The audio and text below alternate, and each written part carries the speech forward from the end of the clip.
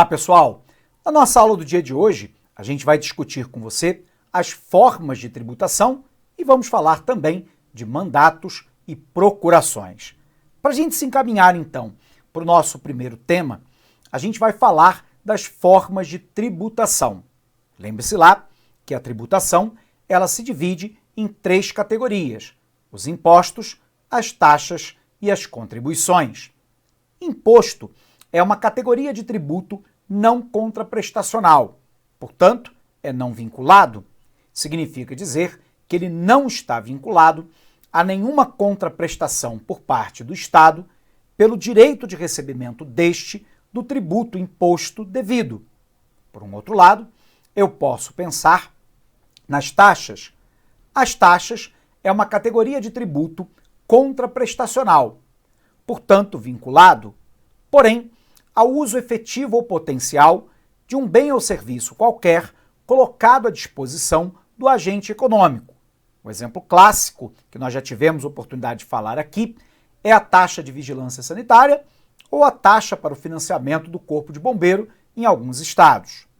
Por um outro lado, eu posso pensar na contribuição. A contribuição é aquela modalidade que também é vinculada, também é contraprestacional, porém, pelo uso efetivo de um bem ou serviço qualquer colocado à disposição por parte do ente governamental. Sob o ponto de vista das formas de tributação, o Brasil tem três formas e uma isenção. A primeira forma é a que nós chamamos de lucro presumido, a segunda, a do lucro real, a terceira, o simples nacional, e o quarto, que são as instituições que estão isentas da tributação. Precisamos ver, então, a primeira modelagem que nós chamamos de lucro real. Normalmente, quem participa lá do lucro real são aquelas empresas de grande porte, notadamente definidas em lei, na qual a optante pelo lucro real ela tem que manter um balanço patrimonial atualizado à disposição do ente fiscalizador da Receita Federal do Brasil, na qual serão conferidas lá o devido imposto a ser recolhido, na forma de imposto de renda pelo lucro real auferido e também a contribuição social. Bom, antes da gente avançar então para o lucro presumido, vamos botar isso na tela para você. Legal? Vem para cá. Bom, pessoal, na nossa aula de hoje, nós estamos falando aí sobre forma de tributação e mandatos e procurações. Então, vem para cá. Nós queremos entender primeiro aquilo que nós chamamos de forma de tributação.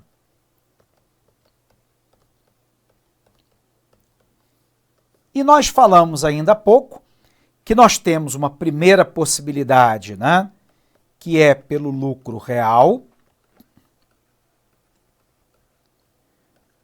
a segunda pelo lucro presumido, a terceira, que são aqueles optantes do simples nacional, e, finalmente, aquelas instituições que estão isentas.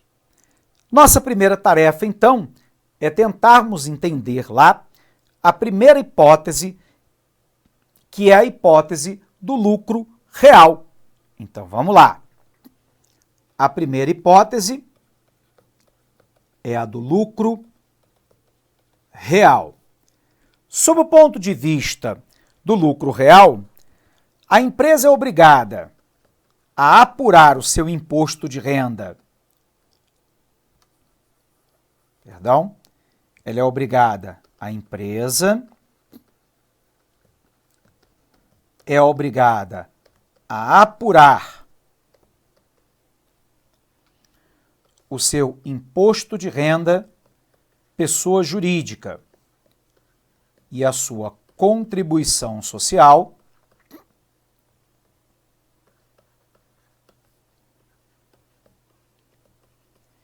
mediante a elaboração do balanço patrimonial.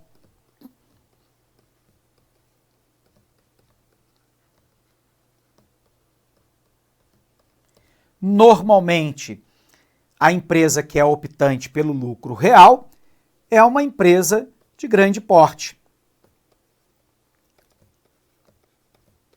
Empresa típica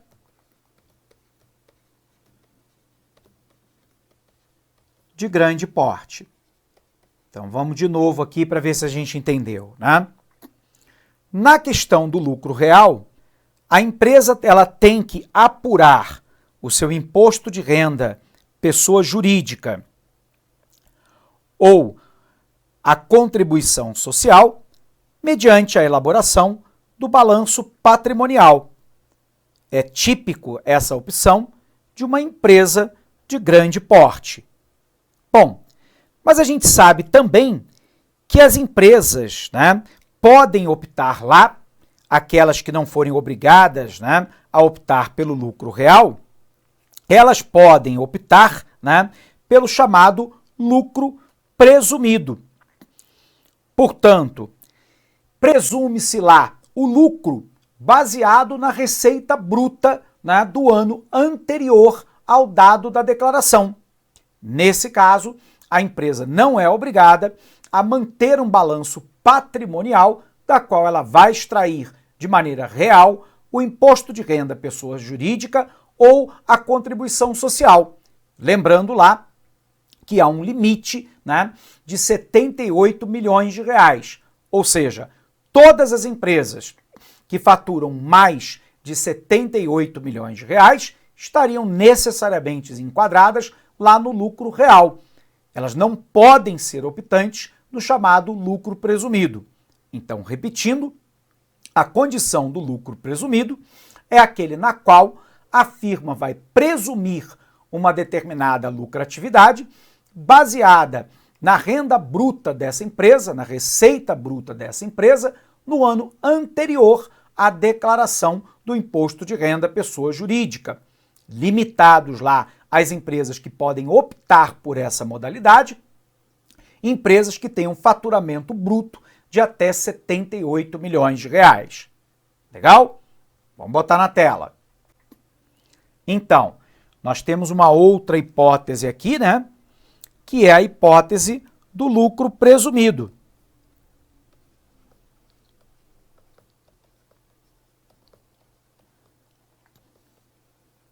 Então, na condição do lucro presumido, né? Presume-se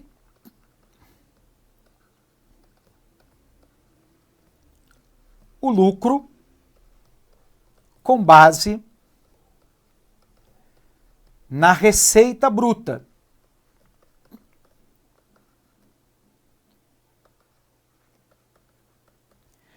Poderão optar pela tributação lá com base no lucro presumido as empresas jurídicas que no ano calendário anterior, né, têm uma receita igual ou inferior a 78 milhões de reais.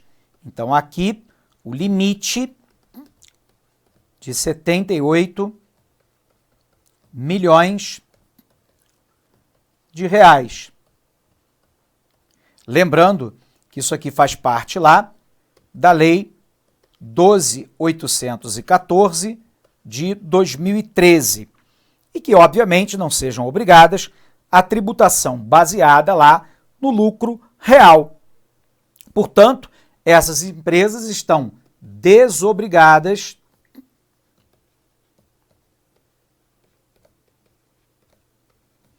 de apresentar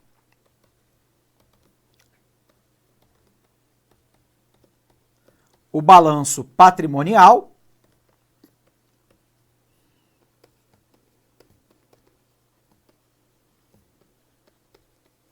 ao fisco. Então, repetindo para você, de novo, né? Lucro presumido, presume-se lucro com base na receita bruta, o limite lá são as empresas que faturam valor igual ou inferior a 78 milhões de reais, definidos lá pela Lei 12.814 de 2013, e essas empresas, então, estão desobrigadas de apresentar o balanço patrimonial ao fisco. Mas eu posso pensar ainda nas empresas optantes pelo Simples Nacional. As empresas que são optantes pelo Simples Nacional são microempresas ou empresas de pequeno porte, aquela nossa EPP, que para o ano de 2018 tiveram faturamento igual ou inferior a R$ 4.800.000. Lembrando que isso fora definido para o nosso ano. Essas empresas, então, vão quitar uma série de tributos, dentre eles lá, né, PIS, COFINS, Imposto de Renda, né, baseados numa alíquota do Simples Nacional, dependendo do porte da empresa, se microempresa ou empresa de pequeno porte e dependendo da atividade. Nós sabemos lá que essas empresas estão, portanto, desobrigadas de apresentar o balanço patrimonial ao fisco. Legal? Vamos botar no quadro. Então, uma outra hipótese para a gente, pessoal, né? A nossa terceira hipótese é lá a do Simples Nacional.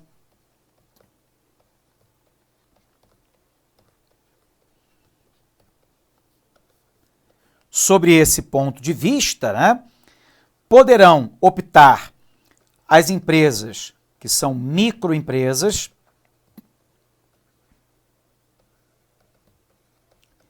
e aquelas denominadas empresas de pequeno porte, a EPP, com receita bruta anual igual ou inferior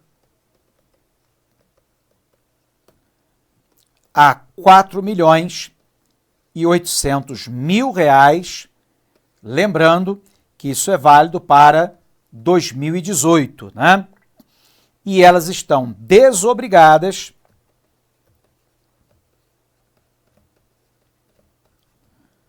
a apresentar balanço patrimonial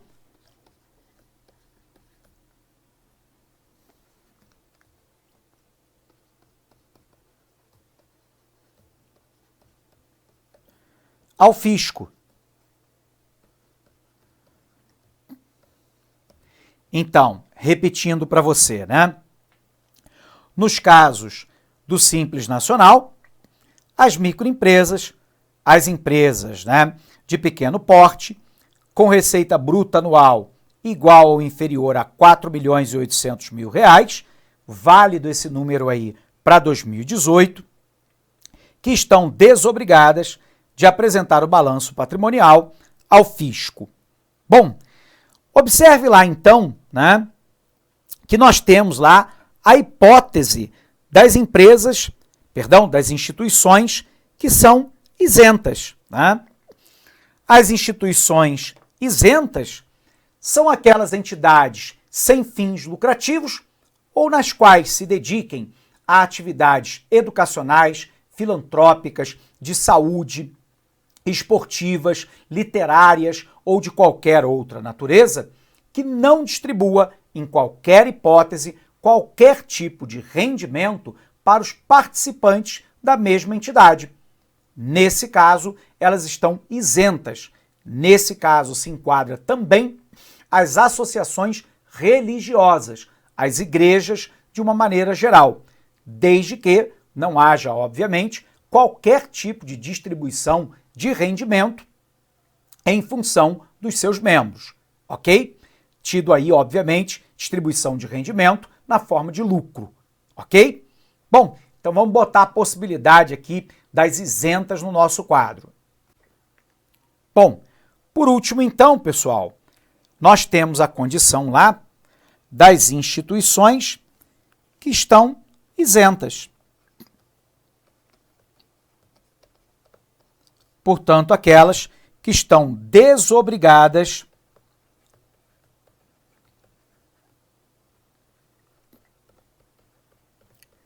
de apresentar balanço ao fisco.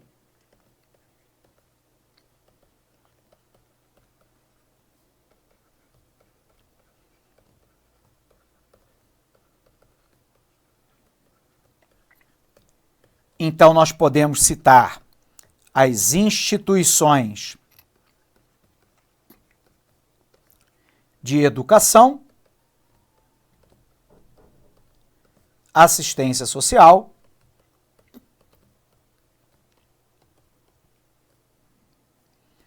as instituições beneficentes,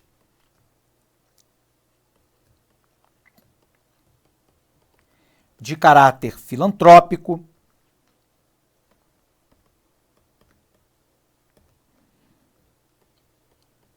ou religioso, que não distribuam parcela alguma do seu patrimônio ou das suas rendas. Tá? Aqui lembrando que não distribuam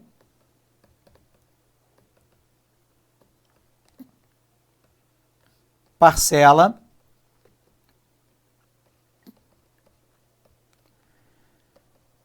de patrimônio ou renda. Estão isentas também aquelas entidades sem fins lucrativos.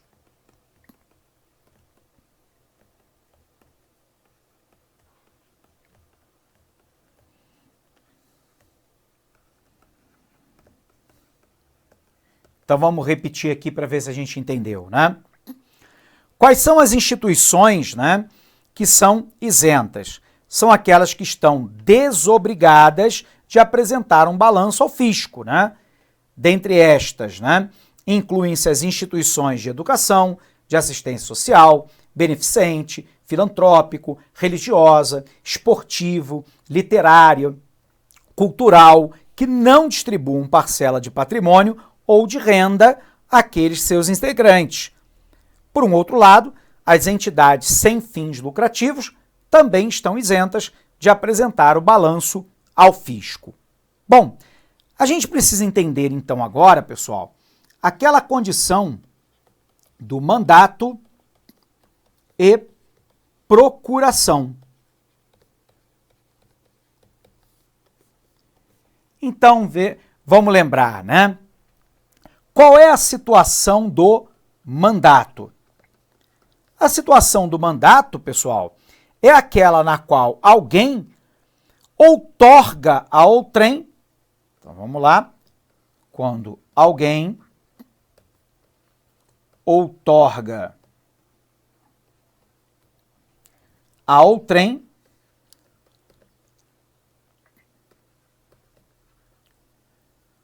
poderes para em seu nome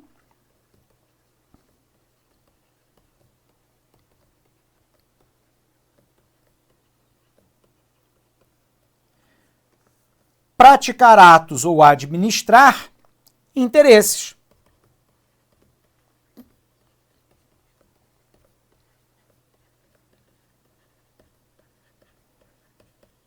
Ou administrar interesses.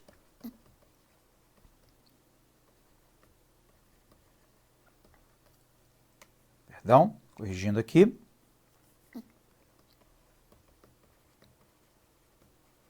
Repetindo, o mandato é quando alguém outorga a outrem, portanto a um terceiro, poderes para em seu nome, praticar atos ou administrar interesses. Né? Lembrando que os poderes outorgados, né, se limitam ao conteúdo do próprio mandato. Lembrando lá que procuração é aquele instrumento do mandato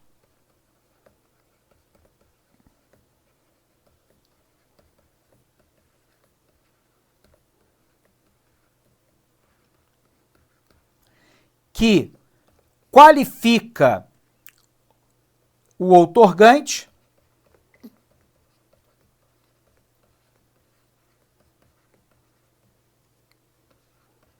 e ainda, e óbvio, né, pessoal, a natureza e a extensão dos poderes conferidos.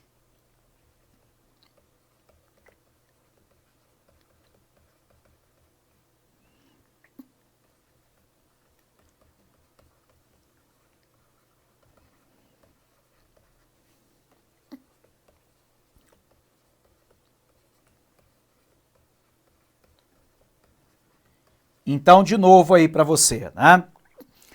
A condição do mandato e da procuração é quando alguém outorga a outrem poderes para, em seu nome, praticar atos ou administrar interesses. A procuração é lá o instrumento do mandato que qualifica o outorgante, a natureza e a extensão dos poderes que lhe foram concedidos. Observe lá que qualquer pessoa capaz pode emitir mandato e procuração. Então, vamos botar aqui uma observação 1. Qualquer pessoa capaz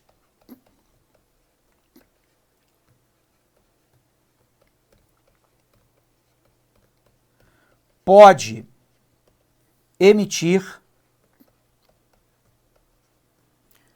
mandato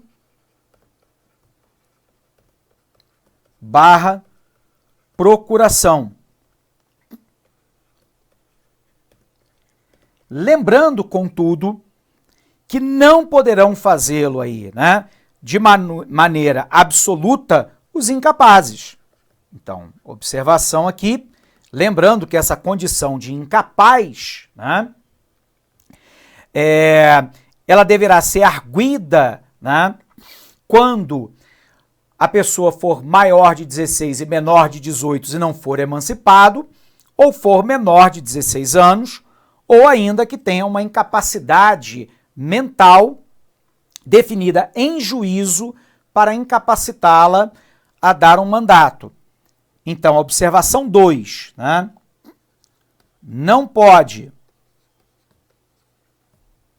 outorgar mandato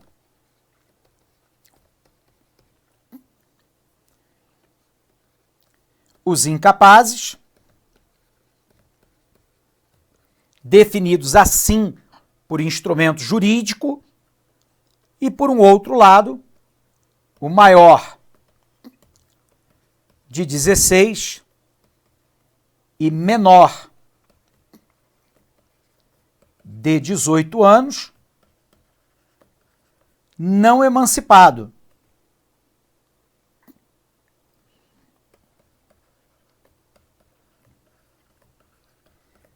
E, obviamente, não pode outorgar mandato menores de 16 anos. Então, na condição de 16 até 18 anos, se ele for emancipado, ele pode emitir mandato e procuração. Menores de 16 anos ou menores de 18 anos não emancipados, em hipótese alguma.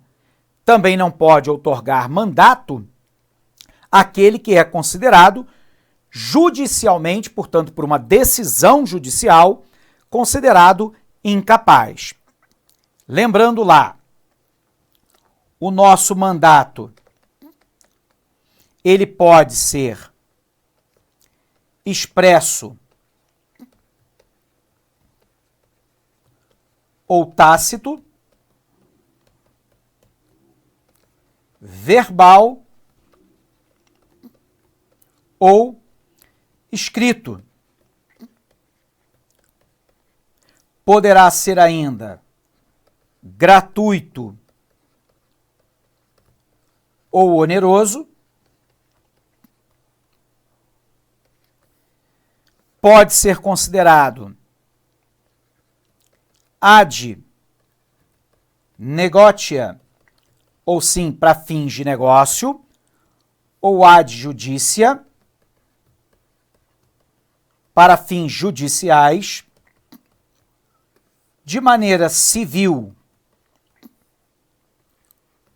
ou mercantil,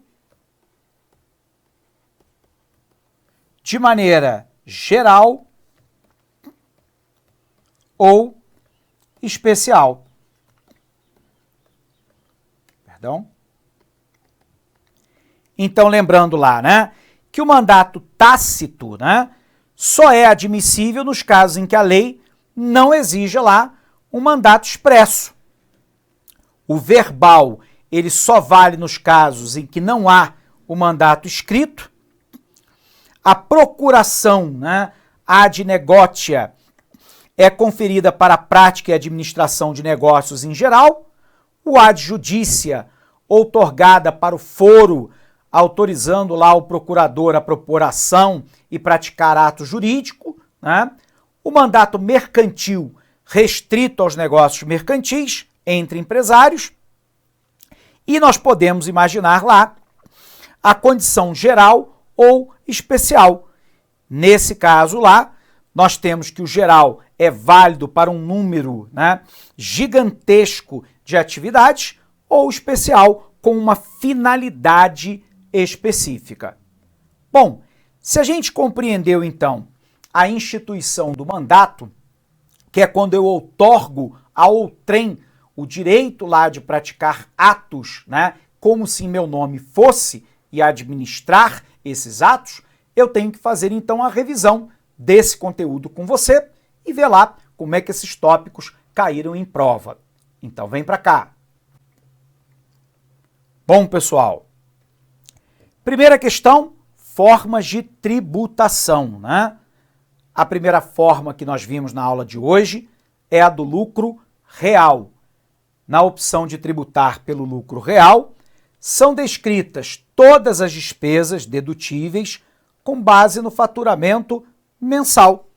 O imposto de renda, portanto, é calculado sobre o lucro da empresa.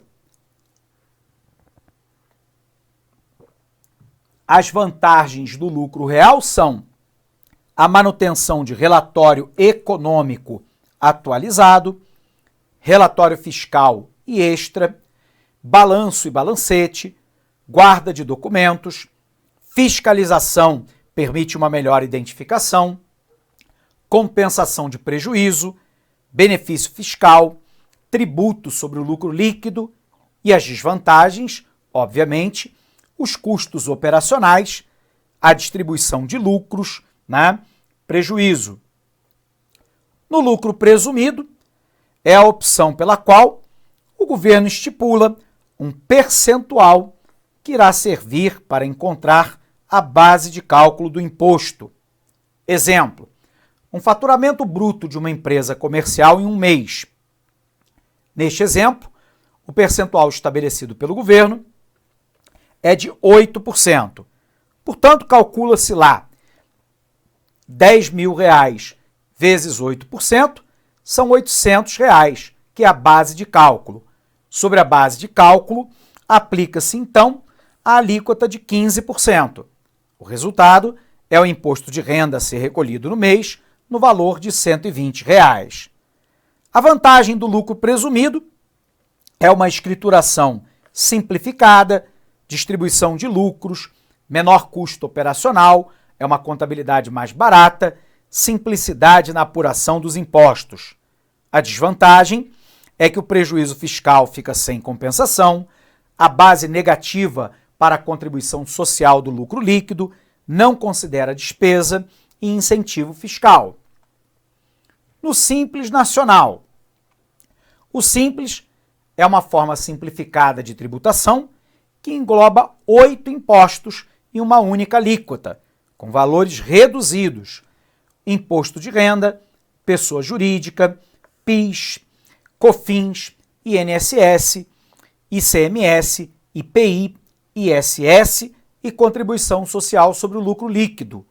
No Simples, as alíquotas tendem a ser menores, sendo o imposto apurado sobre a receita bruta e recolhido em uma única guia. Lembrando, nem todas as empresas podem optar pelo Simples Nacional, principalmente as prestadoras de serviço que exigem habilitação profissional.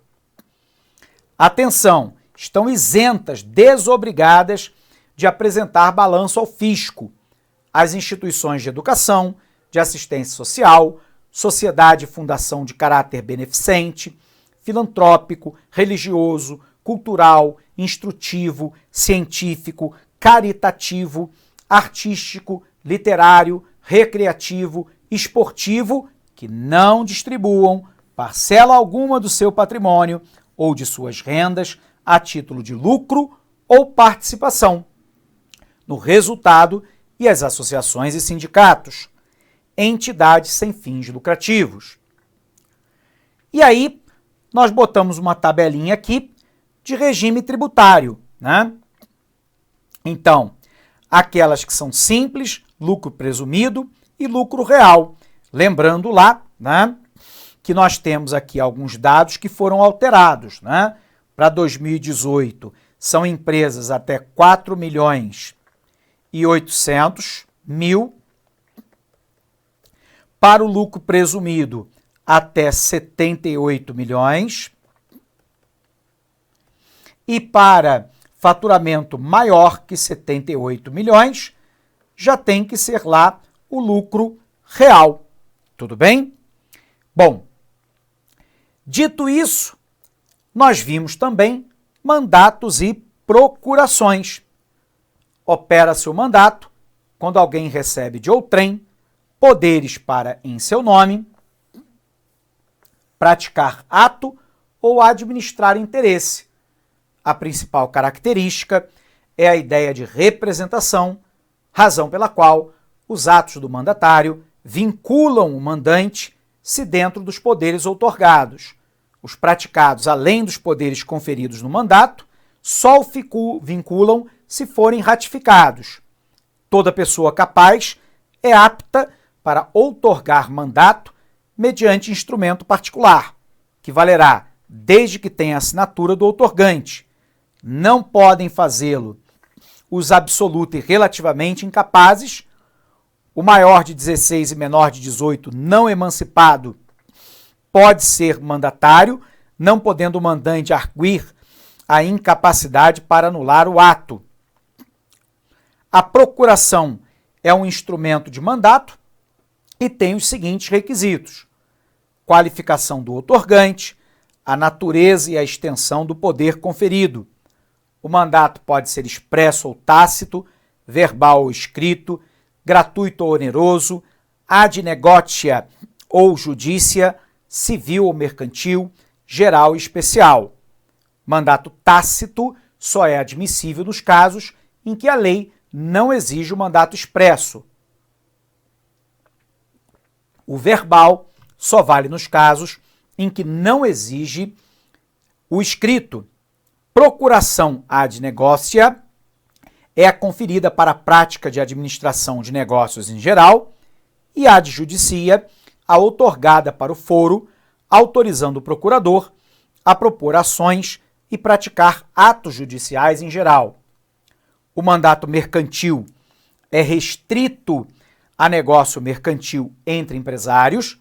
Se o ato exigir instrumento público, a procuração outorgada para sua prática deve observar necessariamente a forma pública. O ato pela qual o mandatário transfere ao outrem os poderes que lhe foram conferidos por mandato é o subestabelecimento.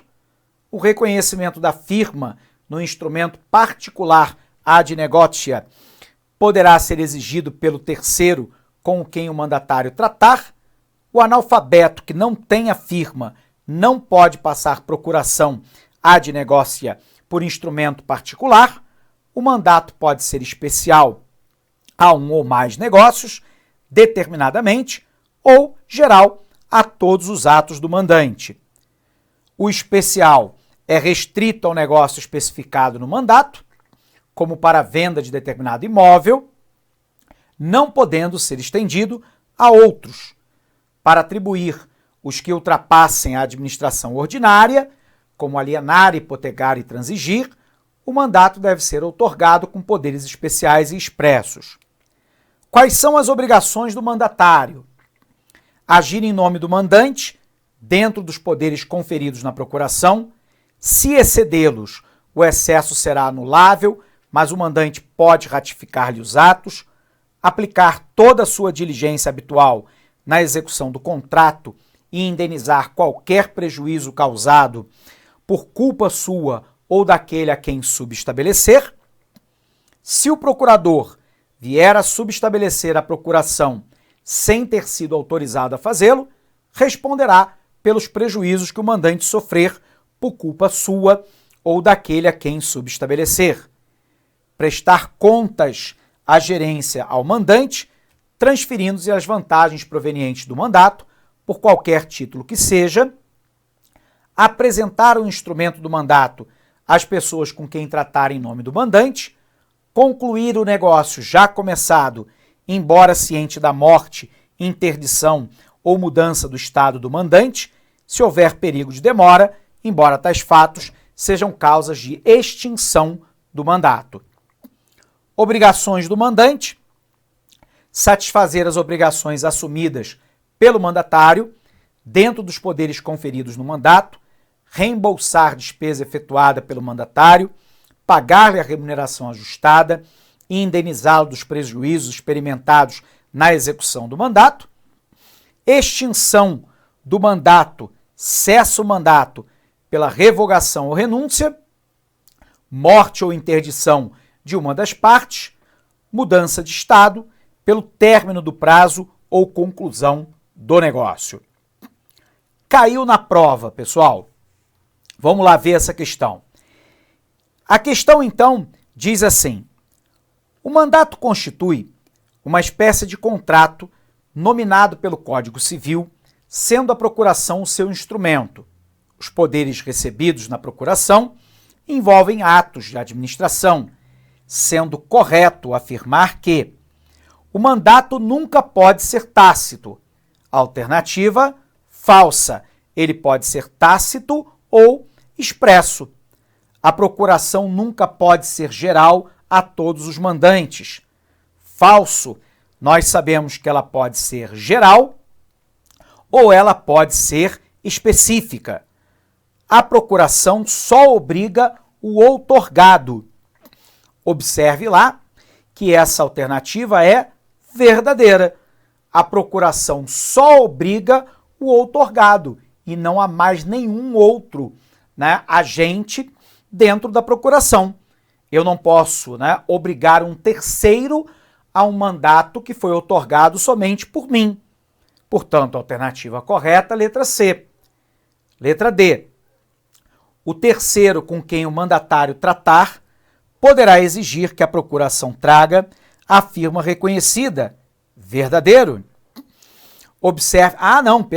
É o terceiro, O terceiro com quem o mandatário tratar poderá exigir que a procuração traga a firma reconhecida. Essa alternativa é falsa, porque ele está falando do mandatário.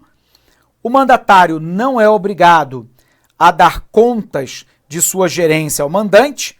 Essa alternativa também é claramente falsa. Portanto, o gabarito aí é a nossa letra C, ok? Bom, pessoal, sendo assim, gabarito a letra C, a gente encerra mais essa aula aqui no nosso LAC Concursos, mas não sem antes desejar para você um forte abraço, bons estudos e até o nosso próximo encontro. Até lá! Clique lá.